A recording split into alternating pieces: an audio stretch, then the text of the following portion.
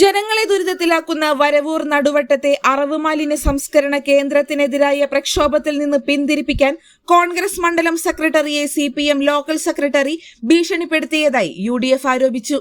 പ്രതിഷേധത്തെ ഭീഷണി കൊണ്ട് നേരിടാനുള്ള CPMന്റെ ശ്രമത്തിൽ പ്രതിഷേധിച്ച് UDF വരവൂർ പഞ്ചായത്ത് കമ്മിറ്റി പ്രകടനവും നടത്തി.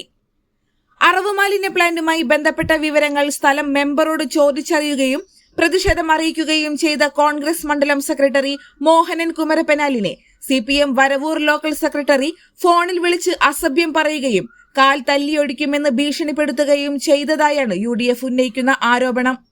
CPMന്റെ ഈ ഭീഷണിയുടെ രാഷ്ട്രീയം ജനാധിപത്യ മര്യാദകൾക്ക് നിരക്കാത്തതാണെന്ന് UDF നേതൃത്വം കുറ്റപ്പെടുത്തി. തിങ്കളാഴ്ച വൈകുന്നേരമാണ് വരവൂരിൽ പ്രതിഷേധ പ്രകടനം നടന്നത്.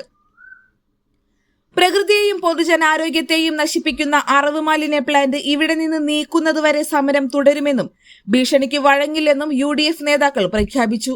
വായുവും വെള്ളവും പ്രകൃതിയും നശിപ്പിക്കുന്ന ഈ മാലിന്യ പ്ലാന്റ് ഇവിടെ നിന്ന് എന്നേക്കുമായി നിർത്തലാക്കുന്നതുവരെ ഈ സമര പരിപാടികൾ ഞങ്ങൾ തുടർന്നു പോകുമെന്നും UDF വ്യക്തമാക്കി. കൂടാതെ UDF പ്രവർത്തകരെ ഭീഷണിപ്പെടുത്തി സമരത്തിൽ നിന്ന് പിന്മാറ്റാനാണ് ശ്രമമെങ്കിൽ ഇങ്ങനെയായിരിക്കില്ല ഇനിയുള്ള പ്രതികരണമെന്ന് CPM നേതൃത്വത്തിന് ശക്തമായ താക്കീതും നൽകി. പ്രതിഷേധ പ്രകടനത്തിന് കോൺഗ്രസ് മണ്ഡലം പ്രസിഡന്റ് മുസ്തഫ, മുസ്ലിം ലീഗ് പഞ്ചായത്ത് പ്രസിഡന്റ് അൻവരി, കോൺഗ്രസ് നേതാവും വാർഡ് മെമ്പറുമായ വീരചന്ദ്രൻ, മുൻ മണ്ഡലം പ്രസിഡന്റ് വാപ്പുട്ടി, ലീഗ് നേതാവ് ഹനീഫ, കോൺഗ്രസ് നേതാവും മുൻ വാർഡ് മെമ്പറുമായ രവീന്ദ്രൻ തുടങ്ങിയവർ നേതൃത്വം നൽകി.